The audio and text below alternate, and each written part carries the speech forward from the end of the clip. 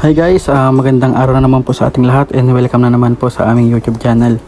Ngayong araw na po ito ay dito po tayo sa Pangasinan kung saan po magdi-deliver po tayo ng fingerlings. Ang dideliveran po natin na lugar ay Santa Maria, Pangasinan, Villasis at Binalunan po. Yan. Yung sa Santa Maria po ay 6,000 po na piraso. Tapos sa Villasis po ay 3,000. Tapos ang pinakalas po ay yung Binalunan ay 10,000 po. Ayan.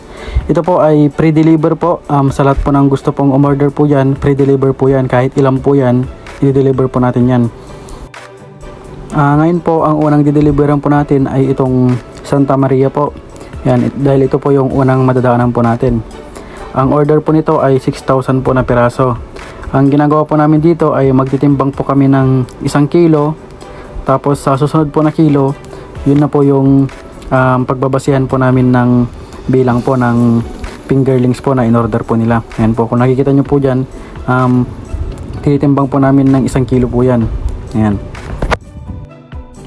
At ayun nga guys, tapos na po kaming magtimbang dito sa unang concrete pan po nila, kung saan dito pa ilalagay yung 3,000 na fingerlings.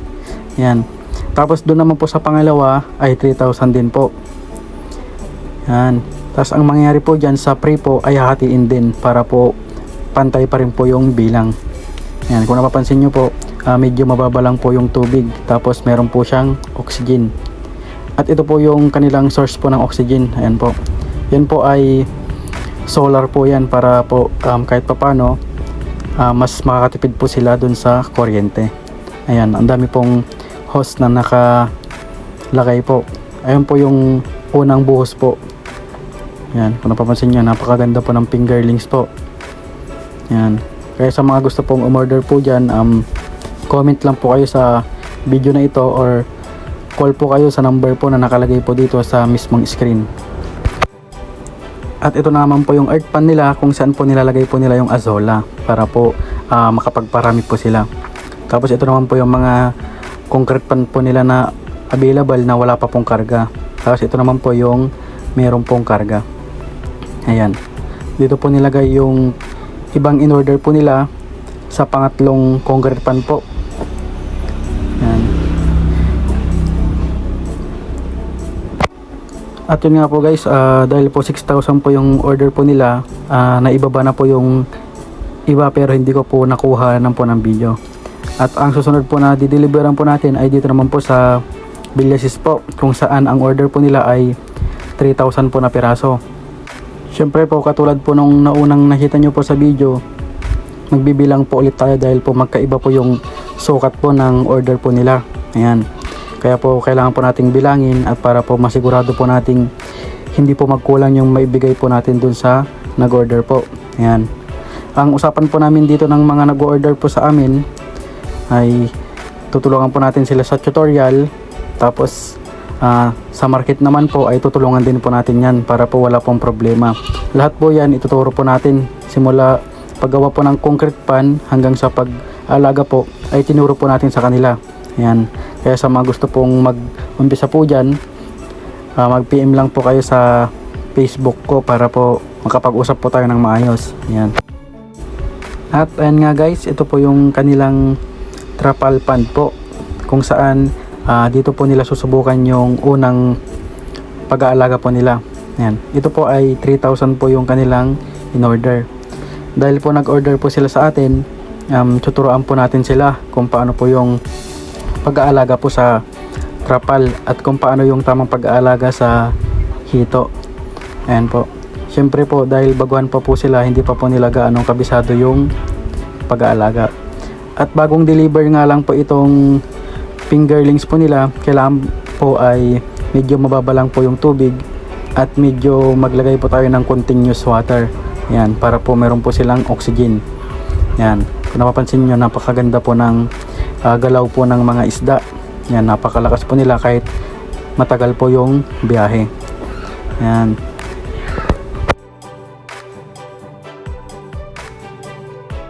At ayun nga guys, doon naman po tayo sa kabilang bayan po. Doon sa pinakalas na dideliveran po natin ay doon po sa Binalunan. Ayan. Siyempre katulad po ng mga naunang diniliberan po natin, kailangan po natin magtimbang ulit ng 1 kilo para po makuha yung tamang bilang, kasi po ibang sukat na naman po yung kanilang in-order po. Ayan, ang in-order po dito sa binalunan po ay 10,000 pieces na fingerlings. Kung naaalala nyo yung mga past po na video ko, ito po yung nag-convert po ng piggery to concrete pan.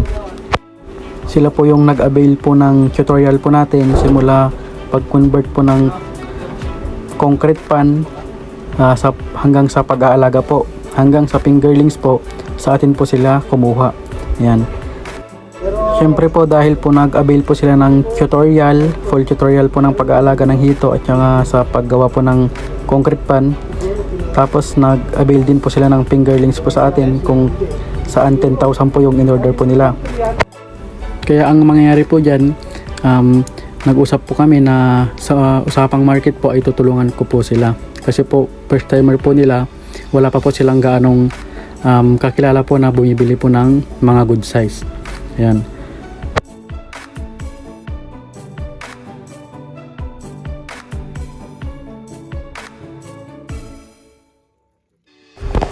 At ayun nga guys, tapos na po namin kinilo yung kanilang fingerlings po na in-order. Kaya po ang mangyayari po dito, ipupunta na po namin sa likod kung saan doon po yung kanilang paglalagyan po ng fingerlings.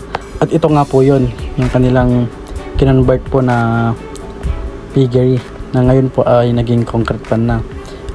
Ito po yung tinuruan po natin. Kung napapanood nyo po yung last na video po natin, ito po yun. Yan.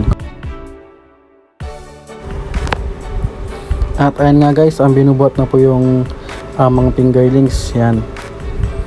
Yan po lahat po yung kanilang in-order po. Yan.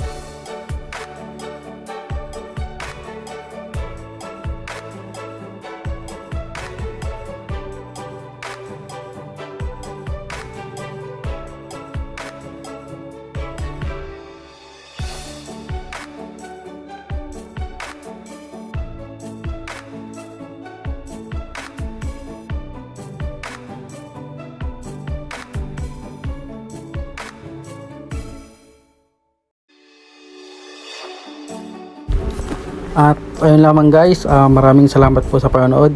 Ito na po yung last po naka-deliver po natin ngayong araw, dahil po yung ibang nag-order po ay nahuli po sila, hindi po sila nakapagpahabol. Kaya salamat po sa panonood po ulit. Sa mga gusto pong umorder po dyan at mag-umpisa po ng paghihito, mag-PM lang po kayo sa Facebook ko na ito or call po kayo sa number po na nakalagay po dito sa screen. So ayun lamang guys, maraming salamat po sa panonood. Kung bago pa lang sa aming channel, don't forget to click subscribe button, notification bell para laging updated sa sunod pa naming videos. Salamat!